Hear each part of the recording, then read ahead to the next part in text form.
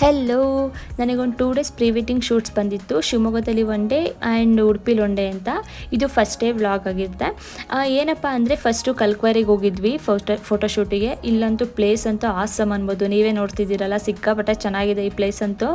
ಇಲ್ಲಂತೂ photo ಮತ್ತು video ಅಂತ ಅಲ್ಟಿಯಾಗಿ ಬಂದಿದೆ.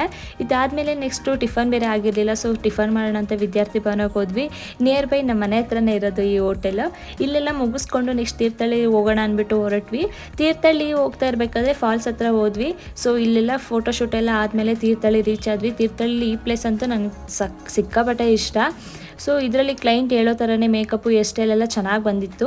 ಅವರೂ ಇಷ್ಟಪಟ್ಟಿದ್ರು. ಅದಾದಮೇಲೆ ನೆಕ್ಸ್ಟ್ ಇನ್ನೇನು ಹೊಟ್ಟೆ ಬೇರೆ ಸಿಕ್ಕಾಪಟ್ಟೆ ಹಶ್ವಾಗ್ತಿತ್ತು. ಸೊ ಊಟ ಎಲ್ಲ ಮಾಡಿಕೊಂಡು ಈವ್ನಿಂಗ್ ಟೈಮ್ ಬೇರೆ ಆಗಿತ್ತು. ಆವಾಗ ಇನ್ನೇನು ಬೋಟಿಂಗ್ ಎಲ್ಲ ಬಿಸಿಲಲ್ಲಿ ಬೇಡ ಅಂದ್ಬಿಟ್ಟು ಈವ್ನಿಂಗಲ್ಲೇ ಮುಗಿಸ್ಕೊಂಡು ಅದಾದಮೇಲೆ ಸ್ನ್ಯಾಕ್ಸ್ ಏನಾದ್ರು ತಿನ್ನೋಣ ಅಂತ ಹೊರಟ್ವಿ.